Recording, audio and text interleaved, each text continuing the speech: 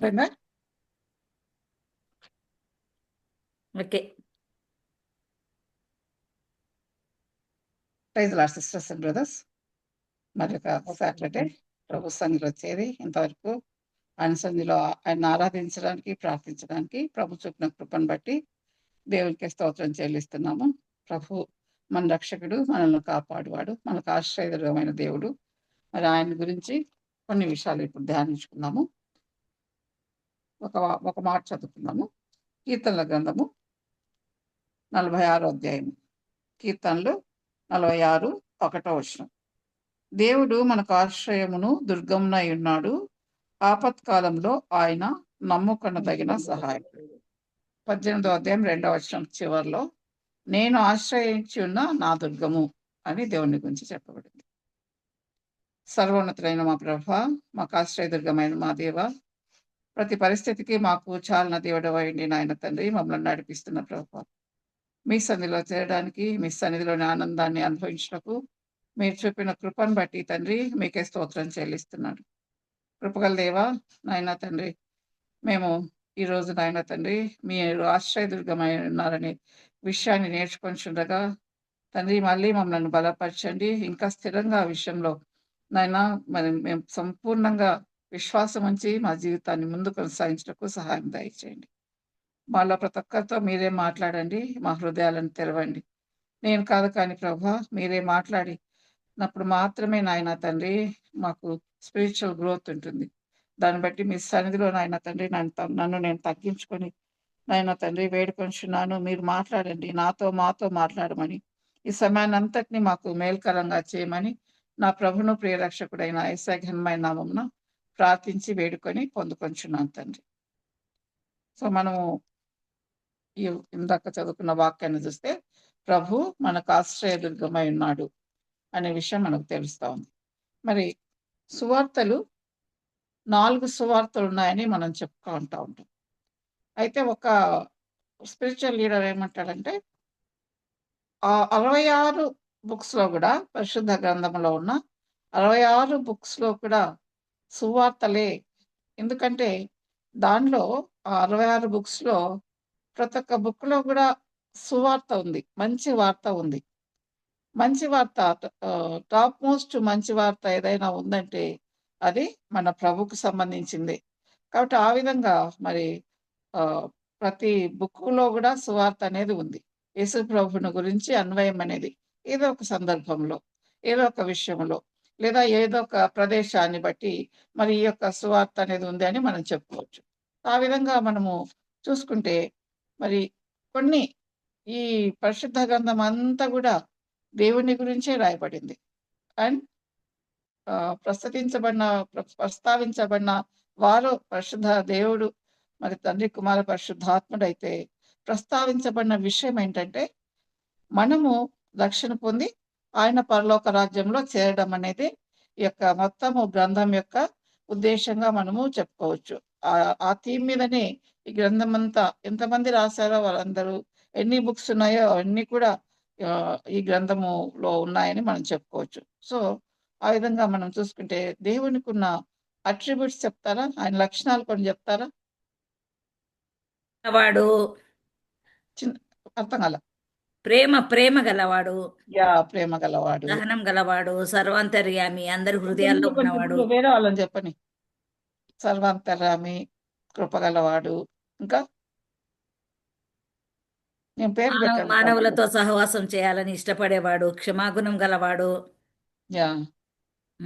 ఇంకా ఎవరైనా చెప్తారా?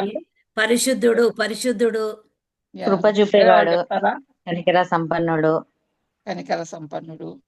సర్వశక్తిమంతుడు, సర్వశక్తినిచ్చేడు దేవుడు, నేడు మారని వాడు, మాట ఇచ్చి మారని వాడు, మాట ఇచ్చి తప్పని వాడు, నిన్న నేడు రేపు నిరంతరం ఉన్నవాడు, ఇప్పుడు వస్తున్నాయని మానవుల హృదయులకు పాలించేవాడు. చెప్తున్నారు, చాలా బాగా చెప్తున్నారు. కానీ మానవుడు కృపగలవాడు, ప్రేమ గలవాడు, మనతో ఎప్పుడు ఉండేవాడు, ఇవన్నీ చెప్తున్నారు.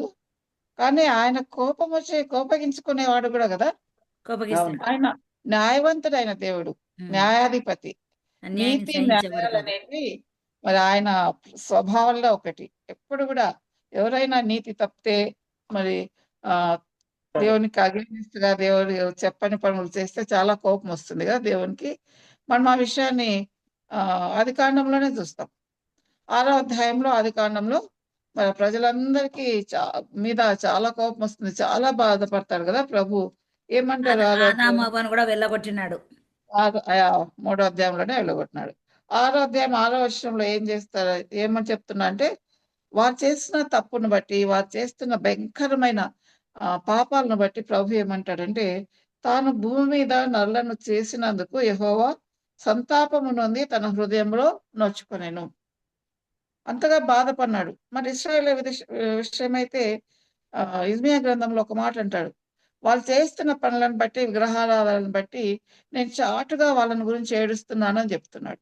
ఎందుకంటే ప్రభు మీరు ఇంతకుముందు మనం అనుకున్నట్టుగా ఇంపార్టెంట్ అట్రిబ్యూట్ ఈజ్ ఆయన పరిశుద్ధుడు. ఆయన పరిశుద్ధుడు. ఆయన ఉన్న స్థలమంతా కూడా పరిశుద్ధంగా ఉండాలని కోరుకుంటాడు. ఎలాంటి తప్పిదం జరగకూడదని కోరుకుంటాడు.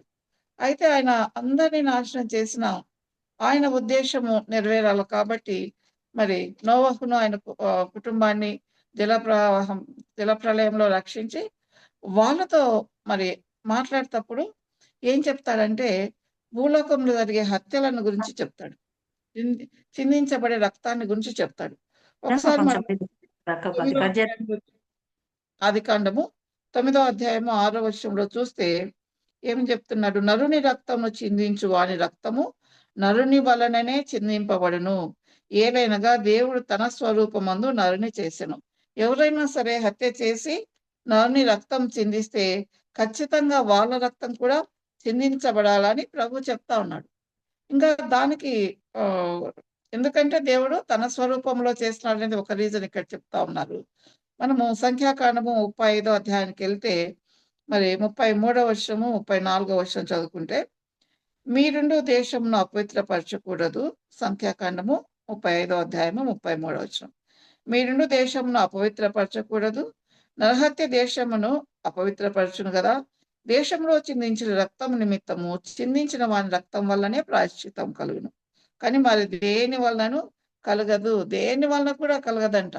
ఎవరైతే రక్తం చిందించినారో హత్య చేసి వాళ్ళ రక్తం చిందించబడితేనే ప్రాయశ్చిత్తం కలుగుతుంది. మళ్ళీ ఆ యొక్క ప్రదేశం అనేది బాగవుతుందని చెప్తున్నారు. దానికి రీజన్ ఏం చెప్తున్నారంటే ప్రభు 34వ వచనంలో అందులో నేను మీ మధ్యను నివసించుచున్నాను. అంటే మీ దేశంలో నేను మీ మధ్యన నివసించుచున్నాను. నిజంగా యెహోవాను నేను ఇశ్రాయేల్ మధ్య నివసించుచున్నాను. అంటే ఆయన వారి మధ్య నివసించడానికి ఇష్టపడి మరి నిర్గమకాండం 25వ అధ్యాయంలో నేను మీ మధ్య నివసించినట్లు ఒక మందిరం కట్టండి అని చెప్తాడు. వాళ్ళ మధ్య నివసించాలని ప్రభువుకి ఇష్టం. మనం ఆదికాండం 3వ అధ్యాయంలో కూడా చూస్తాం. సాయంకాలం చలపూట ఎవ్రీడే ప్రభు వచ్చి వాళ్ళతో ఆదాము హవ్వలతో మాట్లాడడం చూస్తాం. కాబట్టి ఆ విధంగా మనతో సహవాసం కలిగి ఉండాలని ప్రభువు కోరుకుంటున్నాడు. మనతో ఉండాలని ప్రభువు కోరుకుంటున్నాడు. కాబట్టి మరి ఈ విధంగా ఖచ్చితంగా ఎవరైనా హత్య చేస్తే వాళ్ళు మరి ప్రతి హత్య చేయాలి అని ప్రభువు చెప్తా ఉన్నాడు. అప్పుడు మనకు అనిపిస్తుంది ప్రభు కనికరం గల ప్రభువు కదా. మరి ఆయన న్యాయవంతుడైన ప్రభువు కదా.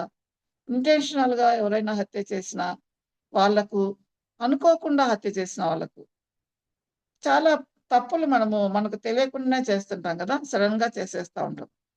చాలా సార్లు ఇంటెన్షనల్‌గా కూడా చేస్తాం. కాబట్టి ఈ యొక్క హత్యలు కూడా మర్డర్స్ కూడా ఇంటెన్షనల్‌గా చేస్తారు. పగబెట్టుకొని చేస్తారు కొంతమంది. కొంతమంది అనుకోకుండా చేయడం అనేది మనం చూస్తామన్నమాట. కాబట్టి ఆ విధంగా ఇంటెన్షనల్‌గా హత్య చేసిన వారికి, యాక్సిడెంటల్‌గా హత్య చేసిన వారికి ఒకటే న్యాయమా? ప్రభువేమో న్యాయవంతుడని చెప్పుకుంటున్నాం గదా అని ఆలోచిస్తాం. అయితే మరి దేవుడు ఎంత కృపామయుడో మరి ఆయన ఇలా అనుకోకుండా హత్య చేసిన వాళ్ళ విషయము చేసిన ఏర్పాటును గురించి తెలుసుకుంటే నిజంగా ఆశ్చర్యమేస్తుంది. నా డైలీ పోర్షన్‌లో మరి మొన్న నేను నిర్గమకాండము 21వ అధ్యాయం చదువుతా ఉన్నాను. దాంట్లో ఒక 2 వచనాలు నా దృష్టిని ఆకర్షించినాయి. అదేంటంటే నిర్గమకాండము 21వ అధ్యాయము 12, 13 చదువుతారా ఎవరైనా? నిర్గమకాండము 21వ అధ్యాయం 12, 13.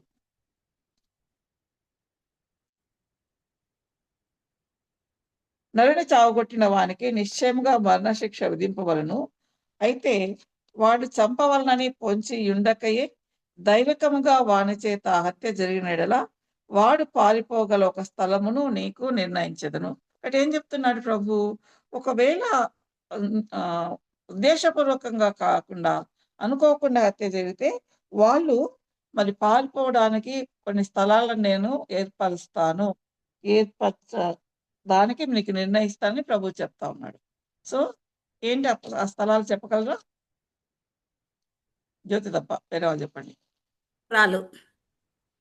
ఆశ్రయపురాలు. ఎగ్జాక్ట్లీ ఆశ్రయపురాలు. కాబట్టి ఈ ఆశ్రయపురాల గురించి మరి పాత నిబంధన గ్రంథంలో అనేక చోట్ల రాయబడింది. మనం ఇక్కడ ఇప్పుడు నిర్గమకాండంలో ఒక సింపుల్ ఒక వాక్యం, ఒక వర్స్ చూసుకున్నాం. అయితే ఈ యొక్క సంఖ్యాకాండము 35వ అధ్యాయంలో, అదేవిధంగా ద్వితీయోపదేశ కాండము 4వ అధ్యాయము 19వ అధ్యాయంలో, ఆ తర్వాత ఇవన్నీ ఎప్పుడు వాళ్ళ అరణ్య యాత్రలో ఉన్నప్పుడు, నిర్గమకాండము, సంఖ్యాకాండము, ద్వితీయోపదేశ కాండము అరణ్య మార్గంలో ఉన్నప్పుడు ఈ ఆశ్రయపురాలను గురించి చెప్పడం జరిగింది. ఆ తర్వాత కనాను దేశానికి వెళ్ళిన తర్వాత యెహోషువ గ్రంథంలో మళ్ళీ వీటిని గురించి ప్రస్తావన తెచ్చి వాటి ఏర్పాటు చేయడం అనేది మరి జరిగిందనమాట. కాబట్టి ఇక్కడ మనకందరికీ బాగా తెలుస్తా ఉంది ఏంటి ఈ ఆశ్రయపురాల యొక్క ఉద్దేశం ఏంటి, ఎందుకు వాటిని ఏర్పరచమంటున్నాడు ప్రభు అని తెలుసుకుందాము. ఒకసారి సంఖ్యాకాండము 35వ అధ్యాయము, అదేవిధంగా యెహోషువ గ్రంథము 20వ అధ్యాయము, అదేవిధంగా డిటిరానమీ 19th చాప్టర్ కూడా మీరు అక్కడ ఈజీగా తీసేటట్టుగా పెట్టుకోండి. సో ఇక్కడ మనం చూస్తే ఈ యొక్క సంఖ్యాకాండము 35, 16 నుంచి 21వ వచనం వరకు హత్య చేసిన వాళ్ళు, ఇంటెన్షనల్ గా హత్య చేసిన వాళ్ళని గురించి, వాళ్ళకి ఎలాంటి పనిష్మెంట్ రావాలా అనే దాని గురించి ఈ వచనాలన్నీ రాయబడినాయి. 35వ అధ్యాయంలో 16వ వచనం నుంచి 21వ వచనం వరకు.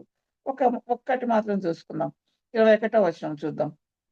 సంఖ్యాకాండము 35, 21. నరహత్య విషయంలో ప్రతిహత్య చేయువాడు ఆ నరహంతుని కనుగొన్నప్పుడు వాని చంపవలెను. పర్మిషన్ ఇచ్చేస్తున్నాడు దేవుడు.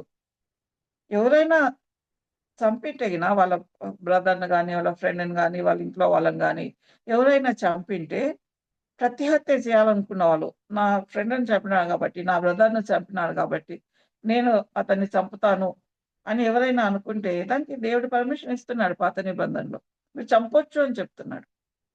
అయితే ఇమ్మీడియట్ గా 22వ వచనంలో మనం చూస్తే ఈయన 22, 23లో అయితే పగపట్టక హఠాత్తుగా వాణ్ణి పొడిచినను, పొంచి ఉండక వాని మీద ఏ ఆయుధంనైనాను వేసినను, వాని చూడక ఒకటి చచ్చున్నట్లు వాని మీద రాయి పడవేసినను, దెబ్బతినిన వాడు చనిపోయిన యెడల కొట్టిన వాడు వాని మీద పగపట్టలేదు, వానికి హాని చేకూరలేదు. కాబట్టి ఈ ఇన్సిడెంట్ను, ఈ పరిస్థితి ఏందో చెప్తా ఉన్నాడు ప్రభు. అనుకోకుండా ఒక రాయితో కొట్టిన, ఆయుధంతో కొట్టిన వాళ్ళు చంపగిన అప్పుడు మరి వాళ్ళ పగ పట్టకుండా చేస్తున్నాడు. కాబట్టి అతనికి ఏం చేయాలా అనే విషయం చూస్తే 24వ వచనం కూడా చూస్తే, కాబట్టి సమాజము ఈ విధులను బట్టి కొట్టిన వానికిని హత్య విషయంలో ప్రతిహత్య చేయవానికిని తీర్పు తీర్చాలి. కాబట్టి తీర్పు తీర్చాలి. ఇప్పుడు ఏమైతా ఉంది, ఒకరు ఇంకొకరిని చంపేస్తున్నారు.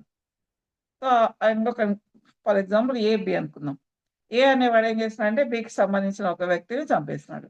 బి ఏం చేస్తాడు, ఓ దేవుడు నాకు పర్మిషన్ ఇచ్చినాడు కదా, నేను ఇతన్ని ఏం చంపేస్తాను అని అనుకున్నప్పుడు అలాంటి వాటిని తప్పించుకోవడానికి ఏం చేస్తాడంటే ప్రభు ఒక ఏర్పాటు చేస్తున్నాడు. అదే మనం ఏం చెప్పుకుంటున్నాము, ఆశ్రయపురాలు అని చెప్పుకుంటున్నాం.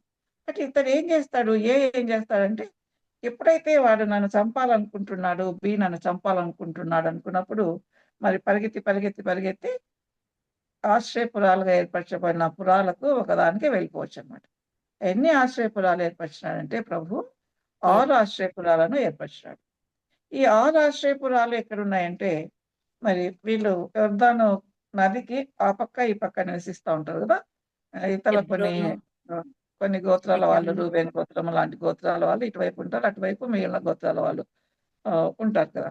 కాబట్టి యోర్దాను నదికి తూర్పు వైపు 3 ఏర్పరిచినాడు, అదేవిధంగా పడమర వైపు వెస్ట్ వైపు కూడా 3 ఏర్పరిచినాడు. కాబట్టి ఈస్ట్‌లో 3, వెస్ట్‌లో 3 ఏర్పరిచినాడు. ఎలాంటివంటే అవి ఎలా ఏర్పరిచినాడంటే ఆ సిటీస్ అన్నీ కూడా మరి ఎవరైనా పారిపోవడానికి దగ్గరగా ఉండేటట్టు. ఈక్వల్ డిస్టెన్స్‌లో ఉంటాయి. ఎక్కడి నుంచి పరిగెత్తిపోయినా సమీపంగా ఉండేటట్టు. మాక్సిమం 32 మైల్స్ ఉంటాయంట. టోటల్ కంట్రీ నుంచి పారిపోవాలంటే ఎక్కడి నుంచైనా నియరెస్ట్ ఆశ్రయపురము 32 మైల్స్ లోపలనే ఉంటుంది. కాబట్టి ఈజీగా పరిగెత్తడానికి అవకాశం ఉంటుందన్నమాట.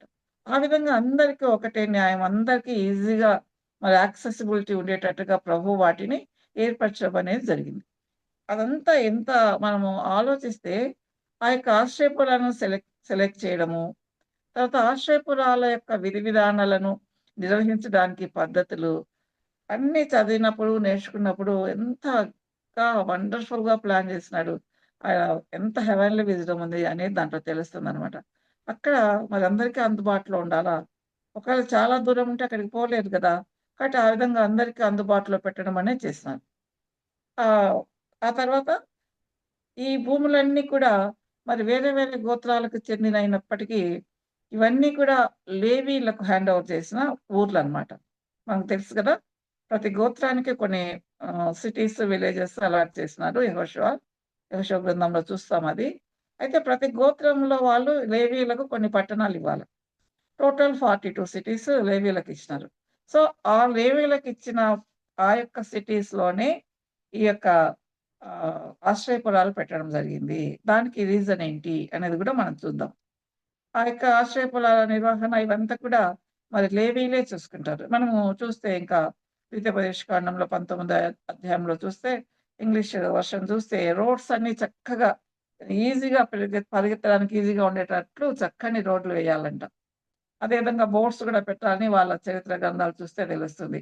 ఇలా పోతే ఆశ్రయదుర్గం వస్తుంది. సైన్ బోర్డ్స్ పెడతారు కదా! మన కూడా రోడ్ మీద నేషనల్ హైవేలో పెడతా ఉంటారు కదా! ఆ విధంగా హై సైన్ బోర్డ్స్ కూడా పెట్టాలంట. ఇవన్నీ దేని కొరకు చేస్తున్నాడు ప్రభువు? కేవలం ఎవరైతే మరి ఆ యొక్క అనుకోకుండా హత్య చేస్తున్నారో అలాంటి వాళ్ళకు రక్షణ కల్పించడానికి.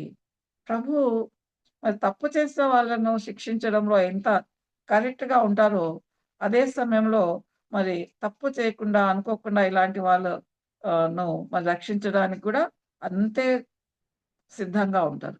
అలాంటి ఏర్పాట్లయ్యేటట్టుగా ప్రభు చేస్తున్నాడు. నిజంగా ఆయన కృప ఎంత గొప్పది. అంతే కాకుండా వాటిని బాగా నిర్వహించాలంట. ఆ విధంగా చూస్తే మనము మరి ఇదే 35 అధ్యాయంలో 12, 15 వచనాలు చదువుతారా ఎవరైనా? 12, 15 సంఖ్యాకాండము 35 అధ్యాయం 12, 15.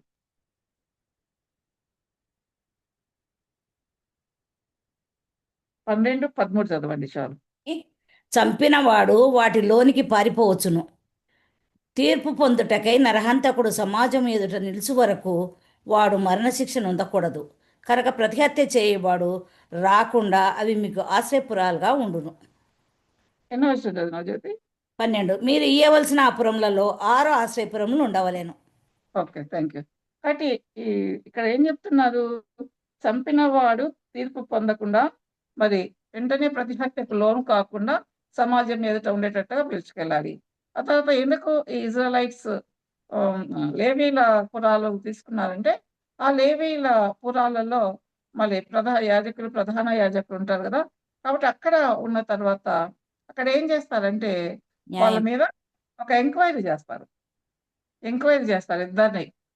ఈ యొక్క ఆశ్రయపురంకొచ్చే ఏను, బీను ఇద్దరిని పెట్టి ఒక ఎంక్వైరీ నిర్వహిస్తారనమాట.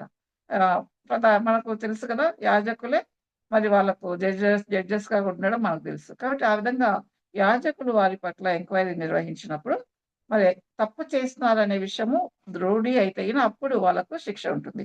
ఒకసారి మనము ఇదే 35వ అధ్యాయము 30వ వచనం చదివితే సంఖ్యాకాండంలో ఎవరైనాను ఒకరిని చావగొట్టిన యెడల సాక్షుల నోటి మాట వలన ఆ నరహంతకునికి మరణశిక్ష విధింపవలెను. ఒక సాక్షి మాట మీదనే ఎవనికిని మరణశిక్ష విధింపకూడదు. ఖచ్చితంగా మోర్ థాన్ 1 ఉండాల. సాక్షులు మోర్ థాన్ 1 ఉంటేనే ఈ రూలు మనం పాత నిబంధన గ్రంథంలో చాలా సార్లు చూస్తాం. ఒకటి కంటే ఎక్కువ మంది ఉన్న సాక్షులు ఉన్నప్పుడే పనిష్మెంట్ ఇవ్వాలని. ఈవెన్ ప్రభువు కూడా చెప్తారు కదా, నేను తండ్రి నాకు సాక్షులు నేను చేసే పనికని న్యూ టెస్టిమెంట్‌లో మనం చూస్తాం. ఆ విధంగా మరి ఇద్దరు సాక్షులు ఉండాలి. ఎందుకంటే ఒకరైతే ఇన్‌ఫ్లుయెన్స్ చేసి తప్పుడు సాక్ష్యం చెప్పొచ్చు కదా! కాబట్టి ఇద్దరు సాక్షులు ఉంటేనే వాళ్ళకి పనిష్మెంట్ వస్తారు. సో, వాళ్ళు నిర్దోషాన్ని తీర్చినారు. ఆ తర్వాత ఆశ్రయపురంలోకి వెళ్ళిపోయినారు. ఆశ్రయపురంలోకి వెళ్ళిపోయిన తర్వాత అక్కడే నివసిస్తాడు. అతనికి కావాల్సిన ఫెసిలిటీస్ అన్నీ ఆ యొక్క సిటీ వాళ్ళు అరేంజ్ చేస్తారనమాట. ఇంకా ఏం చెప్పబడిందంటే, వారు ఎవరైతే వెళ్లారో అతను మరి తన నీడ్స్ కొరకు మరి డబ్బులు సంపాదించుకోవడానికి ఒక వృత్తిని కూడా నేర్పించి, ఆ వృత్తిని చేసుకొని డబ్బులు సంపాదించే విధంగా అరేంజ్‌మెంట్స్ చేస్తారని మరి వాళ్ళ బుక్స్‌లో చూస్తే తెలుస్తుందంట. కాబట్టి ఆ విధంగా మరి ఈ యొక్క వ్యక్తి అక్కడికెళ్ళి మరి తను తప్పు చేసినాడనేది తెలుసు. మరి అనుకోకుండా తప్పు జరిగిందని తెలుసు. దాని విషయమై మరి అక్కడ ఎవ్వరు ఏమి రిస్ట్రిక్షన్స్ పెట్టరు. వాళ్ళ ఊర్లో ఎంత ఫ్రీగా ఉంటారో అంత ఫ్రీగానే ఆ ఊర్లో ఉండొచ్చు. తన ప్రతివాది నుంచి ఎలాంటి భయం లేకుండా ప్రొటెక్టెడ్‌గా ఉంటాడు. ఇంక నన్నొచ్చి చంపుతాడు అనే ఆలోచన ఏమాత్రం ఉండకుండా ప్రొటెక్టెడ్‌గా ఉంటాడనమాట. ఆ విధంగా ఎంతవరకు ఉండాలి అనేది మనం చూస్తే ఈ యొక్క సంఖ్యాకాండంలోనే 35వ అధ్యాయము 25వ వచనం చదువుతారా? అట్లు నరహత్య విషయంలో ప్రతి హత్య చేయువాని చేతిలో నుండి ఆ నరహంతకుని విడిపింపవలెను. అప్పుడు సమాజము వాడు పారిపోయిన పురమునకు వాని మరలా పంపవలెను. వాడు పరిశుద్ధ తైలముతో అభిషేకింపబడిన ప్రధాన యాజకుడు మృతి నొందు వరకు అక్కడనే నివసింపవలెను.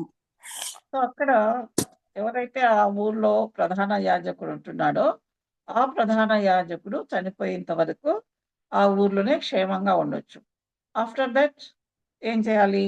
మనం చూస్తే 28వ వచనం చదవండి ఇప్పుడు. ఏలయనగా ప్రధాన యాజకుడు మృతి నొందు వరకు అతడు ఆశ్రయపురంలోనే నివసింపవలెను. ప్రధాన యాజకుడు మృతి నొందిన తర్వాత ఆ నరహంతకుడు తన స్వాస్థ్యమును దేశమునకు తిరిగి వెళ్ళవచ్చును. ఇక్కడ ఏంటి? ఆ ప్రధాన యాజకుడు చనిపోయేంత వరకు అక్కడే ఉండాలి. ఆ తర్వాత మళ్ళీ తన ఊరుకు తను వెళ్ళిపోవచ్చు అనమాట. ఎందుకు అంటే ఎవరికైనా వాళ్ళ ఊరికి వెళ్ళాలని ఇష్టం ఉంటుంది కదా! కాబట్టి అట్లా వెళ్ళి అక్కడ నివసించేటప్పుడు అతనికి ఎలాంటి పనిష్మెంట్ ఉండదు. వేరే వాళ్ళు ఇతని మీద ప్రతిచర్య తీసుకోవడానికి అవకాశం ఇవ్వరనమాట. ఆ వార్నింగ్ అంటే చాలా స్ట్రిక్ట్‌గా ఫాలో అవుతారు ఇజ్రాయెలైట్స్. ఏదైతే చెప్పబడిందో ధర్మశాస్త్రంలో ఖచ్చితంగా దాన్నంతటిని కూడా పాటిస్తా ఉంటారు. బట్ ఆ విధంగా ఈయన ఫ్రీ అయిపోయినాడింక. అన్ని రోజులు ఆశ్రయపురంలో ఉన్నాడు.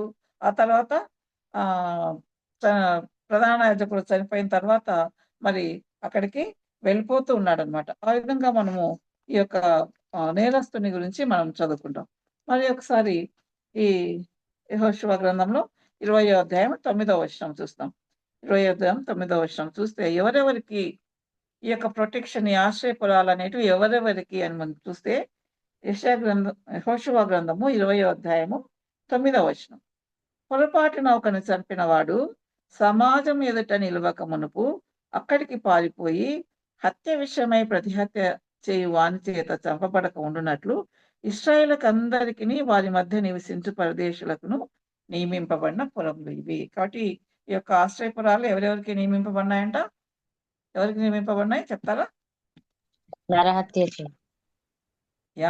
ఎవరు? Not only for Israelites, Gentiles కూడా, అన్యజనులకు కూడా వారి మధ్య వాళ్ళు ఉన్నారు కదా! వాళ్ళకి అక్కడికి వెళ్ళాక కనాన్ దేశంలో మరి వారి మధ్యలో కొంతమంది జెంటైల్స్ కూడా నివసించడం మనం జడ్జెస్‌లో ఆ తర్వాత మనం చూస్తాం. సమూయేలు గ్రంథంలో, రాజుల గ్రంథంలో వాటిలో. అంటే వాళ్ళకు కూడా ఎవరైతే ఇశ్రాయేల్ మధ్య నివసిస్తున్నారో అన్యజనులకు వీళ్ళు నా వాళ్ళు కాదు కదా! ఓన్లీ ఇజ్రాయెలైట్సే నేను ఎన్నుకున్న జనాంగం కదా! నా జనం కదా! అని ప్రభువు అనుకోలేదు. ప్రతి ఒక్కరికి కూడా సమాన న్యాయం. అందరికీ అవకాశం. ఆ యొక్క ఆశ్రయపురాలను ఏర్పరిచినారు. వాటిలో మరి వాళ్ళు అక్కడికి చేరడానికి, ఆశ్రయం తీసుకోవడానికి మరి అవకాశం అనేది అందరికీ ఉంటుందన్నమాట. ఇవన్నీ మరి వీరన్నిటి గురించి మరి వాళ్ళకందరికీ బాగా తెలుసు. ఆ యొక్క నాలెడ్జ్ అనేది వాళ్ళకు తరతరాలకు వెళ్ళిపోతుంది. తరతరాలు ఈ కట్టడం ఉంటుందని మనకు ఈ ఈ వచనాల్లో చూస్తే మనకు తెలిసిపోతుంది. కాబట్టి not only for Israelites, for all ఈ ఆశ్రయపురాలు అనేటి ఉంటుంది. మనం స్టార్టింగ్‌లో చెప్పుకున్నాం. ఏ సువార్త అయినా అది ఖచ్చితంగా యేసు ప్రభు వారినే రెఫర్ చేస్తుంది. ఇక్కడ మరి ఈ యొక్క ఆశ్రయపురాలనేటివి మనకు బాగా గుర్తు చేస్తుంది గదా! ఇందాక మనం చదువుకున్నాం. కీర్తనలు 46లో ఏం చదువుకున్నాము? దేవుడు మనకు ఆశ్రయమును, దుర్గమునై ఉన్నాడు. కాబట్టి మన దేవుడు మనకు ఆశ్రయంగా ఉంటున్నాడు. మనం ఏదైనా తప్పు చేసినప్పుడు ఆయనే మనకు ఆశ్రయము. మనం క్లిష్ట పరిస్థితుల్లో ఉన్నప్పుడు, బాధాకరమైన పరిస్థితిలో ఉన్నప్పుడు ఎన్నో సార్లు నా ప్రభువుకు మొరపెట్టుకున్నాను. ఆయన తన కుడి చేయి చాపి నన్ను కాపాడినాడని మాట మనము ఎన్నో సార్లు చూస్తాం. ఈవెన్ యోనా గారైతే మరి చేప కడుపులో ఉండి మొరపెట్టుకున్నప్పుడు గూడా మరి ప్రభువు కరుణించి రక్షించినాడు. తప్పు చేసినాడు గదా! యోనా. చెప్పిన చోటుకెళ్ళకుండా వేరే చోటుకెళ్తున్నాడు.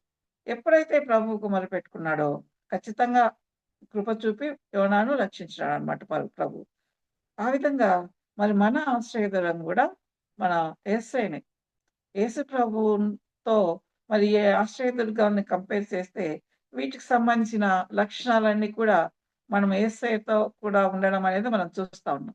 ఇది మనకి ఇంపార్టెంట్. ఒకసారి మనం చూసుకుంటే ఒక్కొక్క పాయింట్‌ను మొట్టమొదటి పాయింట్ ఏం చెప్పుకున్నాము? ఆశ్రయపురాలన్నీ కూడా అందరికీ అందుబాటులో ఉన్నాయి అని చెప్పుకున్నాం గదా!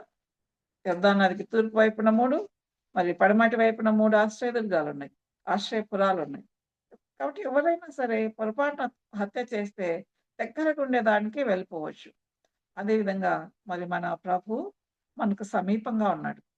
సమీపంగా మనకు మాత్రమే ఉన్నాడంటే ప్రతి ఒక్కరికి కూడా మరి ఆయన ఆశ్రయమియడానికి, ఆయనను వేడుకున్న వారికి కృప చూపించడానికి అందుబాటులో ఉన్నాడు. ఎప్పుడు ఏ సమయంలో అయినా. మరి ఆయన సమీపంగా ఉండే దేవుడు. మనం చూస్తాం గదా! తనకు నిజంగా మొరపెట్టు వారికి ఆయన సమీపంగా ఉండి ఉత్తరం ఇస్తా అని చెప్తా ఉన్నాడు. ఇంకా న్యూ టెస్టమెంట్‌లో ప్రభువారు మళ్ళీ యోహాను సువార్త 14వ అధ్యాయంలో ఏం చెప్తున్నారు? నేను వెళ్తున్నాను కానీ నా పరిశుద్ధాత్మను ఉంచుతాను. మీతో ఉంటాడు. మీలో ఉంటాడని చెప్తా ఉన్నాడన్నమాట. కాబట్టి ఆ విధంగా మనకు సమీపంలో ఉన్న దేవుడు ప్రతి ఒక్కరికి ప్రపంచంలో ఎన్ని కోట్ల మంది ఉన్నారో అన్ని కోట్ల మందికి సమీపంగా ఉన్నాడు. అయితే ఎవరు ఆయన అడుగుతారో వాళ్ళకు ఆశ్రయం ఇస్తాడు ప్రభు. రెండో పాయింట్ చూసుకుంటే ఇక్కడ మనం ఇందాక లాస్ట్ పాయింట్ చెప్పుకున్నాం. ఏంటంటే నాట్ ఓన్లీ ఫర్ ఇజ్రాయెలైట్స్, అందరికీ కూడా ఆశ్రయం ఇవ్వడానికి ఈ ఆశ్రయపురాలు ఉపయోగపడతాయని మనం చెప్పుకున్నాం. అదే విధంగా మరి ప్రభు అందరికీ ఓపెన్‌గా ఉంటాడు. ఒకసారి యోహాను సువార్త 1వ అధ్యాయము 12వ వచనం చదవండి. యోహాను 1:12. తన్ను ఎందరో వారి అందరికీ అనగా తన నామం నందు విశ్వసించు వారికి దేవుని పిల్లలగుటకు ఆయన అధికారము అనుగ్రహించును. ఎవరెవరైతే అంగీకరిస్తారో, ఎందరు అంగీకరిస్తారో వాళ్ళకి అందరికీ నో ఎక్సెప్షన్. ప్రతి ఒక్కరికి మరి దేవుని పిల్లలు కావడానికి ఆయన అధికారం ఇస్తున్నాడు. అదేవిధంగా మనకు బాగా తెలిసిన వాక్యము యోహాను సువార్త 3వ అధ్యాయం 16వ వచనం చూసుకుంటే ఏముంది చెప్తారా కంటత? దేవుడి లోకములో ఎంతో ప్రేమించను కదా! ఎంతో ప్రేమించను కాగా తన అద్వితీయ కుమారునిగా పుట్టిన వాని విశ్వాసం ఉంచు ప్రతివాడును నశింపక నిత్య జీవం పొందినట్లు ఆయనను అనుగ్రహించెను. ఎవరెవరైతే విశ్వాసం ఉంచుతారో ప్రతి వాడికి నిత్య జీవాన్ని ఇస్తాడు ప్రభు. మరి ఒకసారి అపోస్తలుడైన పౌలు రోమీయులకు రాసిన పత్రిక 10వ అధ్యాయం చూస్తే అక్కడ పౌలు గారు యోవేలు చెప్పిన మాటను చెప్తా ఉన్నారన్నమాట. రోమీయులకు రాసిన పత్రిక 10వ అధ్యాయము 13వ వచనంలో మధ్య నుంచి ఎందుకనగా ప్రభు నామమును బట్టి ప్రార్థన చేయవాడెవడో వాడు రక్షింపబడును. ఎవరెవరైతే ప్రార్థన చేస్తారో వాళ్ళందరూ కూడా, ఎవరు ప్రార్థన చేస్తే వాళ్ళందరూ కూడా రక్షించబడతారనే విషయాన్ని మనం చూస్తాం. ఒక వ్యక్తిని మనం చూసుకుంటాము 2వ రాజుల గ్రంథంలో, రాజులు 2వ రాజులు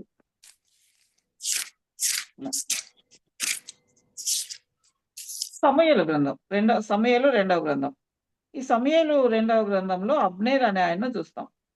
ఈ అబ్నేరు ఏం చేస్తాడంటే ఆషాహేల్ అనే వ్యక్తిని మరి చంపేస్తాడనమాట. చంపాలని అనుకోడు కానీ అనుకోకుండా మరి పొరపాటున మనం చూస్తే 23వ వచనంలో ఉంటుంది. అతడు నేను ఆషాహేలు గురించి చెప్పబడుతుంది. అతడు నేను తొలగననగా అబ్నేరు ఈటె మడమతో అతని కడుపులో పొడిచినందున ఈటె అతని వెనుకకు వచ్చిన కనుక అతడు అచ్చటనే పడిచచ్చాను. ఇక్కడ మరి పర్పస్ఫుల్ గా చంపాలనుకుంటే ముందు వైపు నుంచి కత్తి ఆషాహేల్లో పొడుస్తాడు కదా, కానీ ఊరికే జస్ట్ పక్కకు పోతాడేమో అన్నట్టుగా ఆ మడమను అతనికి తగిలిస్తే అనుకోకుండా అతడు చనిపోతాడు. చనిపోయినప్పుడు ఈయన ఏం చేయాలి? అబ్నేరు ఒక ఆశ్రయపురానికి వెళ్ళాలి, కానీ దాన్ని అవైల్ చేసుకోలేదు ఆషాహేలు. ఆ తర్వాత అబ్నేరు మరి ఇంకొకరికి సౌలు కుమారునికి సైన్యాధిపతిగా ఉండడము, ఆ తర్వాత అంతా జరిగిన తర్వాత ఈ ఆషాహేలు ఎవరంటే యోవాబు వాళ్ళ తమ్ముడు. ఓకే, ఆషాహేలు యోవాబు తమ్ముడు అనమాట. యోవాబు ఏమో దావీదు దగ్గర సైన్యాధిపతిగా ఉంటాడు. ఎప్పుడైతే మాట్లాడడానికి వస్తాడో రాజుకు తెలియకుండా యోవాబు తన తమ్ముడిని చంపిన దాన్ని బట్టి ఈ యొక్క అబ్నేరును చంపేస్తాడు. అప్పుడు మరి ఒక పాట మాట్లాడతాడు దావీదు గారు. యొక్క 2వ సమూయేలు 3వ అధ్యాయంలో 34వ వచనంలో అబ్నేరు నీచుడొకడు చచ్చినట్లుగా నీవు చావతగునా, ఇంకొక చోట బుద్ధి లేని వాళ్ళు చచ్చినట్లుగా అలా నువ్వు చావతగునా. ఎందుకంటే నువ్వు అతన్ని చంపినప్పుడు నీకు ఆ చంపే ఉద్దేశం లేదు కదా, నువ్వు ఆశ్రయపురానికి వెళ్ళిండొచ్చు కదా, ఎందుకు ఈ విధంగా చేసినావని మరి దావీదు మహారాజు ఏడ్చడం అని మనం చూస్తాం. కాబట్టి ఆశ్రయపురంగా మన ప్రభు ఉన్నాడు, ఆయన సిద్ధంగా ఉన్నాడు, అందరికీ అందుబాటులో ఉన్నాడు ప్రభు. అయితే ఎప్పుడైతే మనము దాన్ని అవైల్ చేసుకుంటామో, మనము తండ్రి దగ్గర యేసు ప్రభు దగ్గరికి వస్తామో, అప్పుడు మాత్రమే మనకు ఆశ్రయం అనేది లభిస్తుంది. ఆయన ఆశ్రయపరంగా ఉన్నంత మాత్రాన దాన్ని ఎవరైతే అవైల్ చేసుకోరో, ఎవరైతే అంగీకరించరో, మరి అప్పుడు అలాంటి అవకాశం ఏమీ లేదు. ప్రొటెక్షన్ అనే అవకాశం ఏమీ లేదు. అందుకనే రోమన్స్ రాసిన పత్రికలో చెప్తున్నారు కదా, ప్రభు నామం బట్టి ఎవరు ప్రేయర్ చేస్తే వాళ్ళే రక్షించబడతారు. ఎందరు అంగీకరించారో వాళ్ళకే కుమారుడు అయ్యే భాగ్యం కలుగుతుంది. ఎందరు విశ్వసిస్తారో వాళ్ళకు మాత్రమే మరి నిత్య జీవం అనేది కలుగుతుంది. సో ఇట్ ఈజ్ ఆ ఇనిషియేషన్ అనేది మన వైపు నుంచి ఉండాలి. మనము ముందు అడుగు వేసి ప్రభువు నిజమైన దేవుడని, నా రక్తం కార్చి నా కొరకు శిలువలో మరణించినాడని ఎప్పుడైతే నమ్ముతామో, దానివల్ల పాపక్షమాపణ వచ్చింది, పరలోక రాజ్యానికి నాకు అర్హత కలిగింది. మరి 6వ మాట చెప్పేటప్పుడు సిలువలో ప్రభు ఏం చెప్తాడు? సమాప్తమాయను అని చెప్తాడు. సమాప్తమాయను అన్నప్పుడు ఇంకా మన పాపాలకన్నిటికి ఉన్న శిక్షకు కావాల్సిన కాస్ట్ ఆయన చెల్లించినాడు. ఇంతకుముందు కూడా మనం చెప్పుకున్నాం. కాబట్టి ఆ విధంగా మరి చెల్లించబడినాక మళ్ళీ మనకు శిక్ష ఉండదు. ఎవరైతే ఆ ఇద్దరు దొంగలలో ఒక దొంగ నమ్మినాడు, ఒక దొంగ నమ్మలేకపోయినాడు. ఆయన కాబట్టి ఆ నమ్మిన దొంగకు ఆయన ఆశ్రయదుర్గంగా ఆ రోజే ఆయనతో పాటు పారదైస్లో చేర్చుకోవడం జరిగింది. సో ఆయన అందుబాటులో ఉన్నాడు, అందరికీ ఆయన దగ్గరికి వెళ్ళడానికి ఓపెన్ గా పిలిపిస్తున్నాడు. ప్రయాసపడి భారం మోసుకున్న సమస్త జనులారా అని చెప్పి పిలుస్తా ఉన్నాడు ప్రతి ఒక్కరిని కూడా. బట్ అలాంటి పిలుపును అందుకొని ఎవరైతే ఆయనను నమ్మి ఆయన దగ్గరికి వస్తారో అప్పుడే మరి ఆయన మనకు ఆశ్రయపురంగా ఉంటాడు. ఆ తర్వాత ఇక్కడ ఏం చెప్పుకున్నాము? 3వ పాయింట్గా, ఎవరైతే తప్పు చేసి హత్య చేసి పొరపాటున ఆశ్రయదుర్గంలోకి ఎంటర్ అయ్యే వాళ్ళు అక్కడే నివసించాలి. ఏదో ఆ రోజుకి వెళ్ళి ఇంకేం తప్పు నీదేం లేదులే, నీ మీద శిక్ష లేదని చెప్పిన తర్వాత అక్కడ కొన్ని రోజులు ఉండి వెళ్ళిపోవడం కాదు. వాళ్ళు అక్కడే ప్రధాన యాజకుడు చనిపోయేంత వరకు అక్కడే నివసించాలి, నివాసం ఏర్పరచుకోవాలి. మామూలు ఒక ఇంట్లో ఒకరు కుటుంబం ఉండి ఎలా వాళ్ళ ఫ్యామిలీ వాళ్ళు అక్కడ నివసిస్తారో ఆ విధంగా తను కూడా అక్కడ నివసించాలి. అదేవిధంగా మనము ప్రభువుని నమ్ముకున్న తర్వాత ఇంకా నమ్ముకున్నాంలే అయిపోయింది, నాకు రక్షణ వచ్చింది అని అనుకోకూడదు. ఆయన మనలో నివసించేటట్లుగా మనం ఆయనను అంటుకొని నివసించాలి కదా. నా ఎందుకు కట్టబడి ఉండాలని చెప్తారు కదా, అబాయిడ్ ఇన్ మీ అని చెప్తాడు కదా ప్రభు యోహాను సువార్త 15వ అధ్యాయంలో ఆ యొక్క ద్రాక్ష తీగ విషయం మాట్లాడేటప్పుడు. కాబట్టి ఆయనలో అబాయిడ్ అయి ఉండాలా మనము. నమ్ముకొని ఇంక ఈ రోజుకి అయిపోయింది అనుకున్నట్లుగా కాదు. ఎప్పుడు ఆయనతో సంబంధము కలిగి ఉండాల. కాబట్టి ఆ విధంగా మరి ఆయనతో అంటుకట్టబడి ఉన్నప్పుడు మాత్రమే ఆ యొక్క ప్రొటెక్షన్ అనేది ఉంటుంది. ఎప్పుడైతే ఆయనకు దూరంగా వెళ్తామో, ఆశ్రయపురంలో నుంచి ప్రధాన యాజకుడు చనిపోకముందే అతను బయటికెళ్ళినాడనుకోండి, ప్రతివాడు అతన్ని చంపడానికి అవకాశం ఉంది. సో, మనం ఆయనలో ఉన్నప్పుడు మాత్రమే ఆ ప్రొటెక్షన్ అనేది మరి సాతాను శక్తి నుంచి, సాతాను మన మీద చేసే శోధనల నుంచి, మరి పాపాలు చేయాలనే మన కోరిక నుంచి, దేవుని ఉగ్రత నుంచి, వీటన్నిటి నుంచి మనకు రక్షణ ఉండాలంటే, ప్రొటెక్షన్ ఉండాలంటే we should abide in our lord. ఆయనలో ఉండి మరి మనము నివసించేటప్పుడే అప్పుడే మనకు ఆ ప్రొటెక్షన్ అనేది ఉంటుందన్నమాట. సో, ఆ విధంగా మరి ప్రభువే మనకు రక్షకుడు గాని, మరి ఎట్లయితే ఆశ్రయపురం తప్ప వేరే ఆల్టర్‌నేటివ్ లేదో ఆ యొక్క హత్య చేసిన వానికి, పొరపాటున హత్య చేసిన వానికి వేరే ఆల్టర్‌నేటివ్ ఏం లేదు. ప్లాన్ బి ఏం లేదు. ఖచ్చితంగా ఆశ్రయపురంలోకి పోతేనే అతని జీవితాన్ని కొనసాగించడానికి అవకాశం ఉంటుంది. అదేవిధంగా మనకు కూడా వేరే ఆల్టర్‌నేటివ్ లేదు. పరలోకాన్ని చేరడానికి ఆయన మాత్రమే దారి కదా! అందుకనే ప్రభు చెప్తున్నారు గదా! నేనే మార్గమును, జీవమును, సత్యమై ఉన్నాను.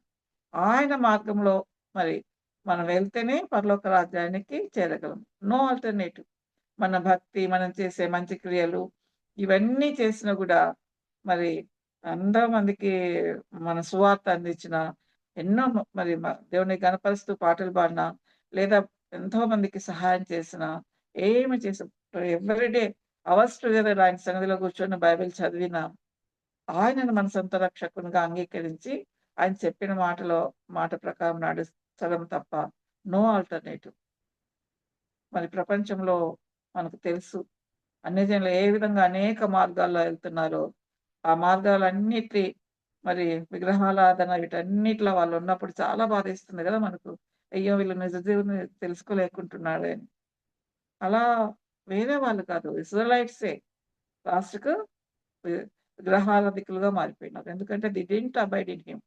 ఆయనలో ఉండలేదు వాళ్ళు. కాబట్టి ఆ యొక్క పనిష్మెంట్‌కు బబులోను దేశానికెళ్ళే పనిష్మెంట్‌కు లోనైనారు. ఎంతగా ప్రేమిస్తాడో ప్రభువు అంతగా న్యాయాధిపతిగా ఆయన ఉంటాడు. కాబట్టి ఆ విధంగా దేర్ ఈస్ నో ఆల్టర్‌నేటివ్ అనే విషయం మనకు తెలుసు. కాబట్టి అనేకులకి ఈ మాట చెప్దాం. ఆ తర్వాత మనం చూసుకుంటే ఆ సిటీలో మరి ఫుల్‌గా ఫ్రీడమ్ ఉంటుందని చెప్పుకున్నాం. అదేవిధంగా ప్రభువులో ఉన్నప్పుడు మరి ఆయనే మనకు మరి ఫ్రీడమ్ ఇస్తాడు. స్వేచ్ఛనిస్తాడు.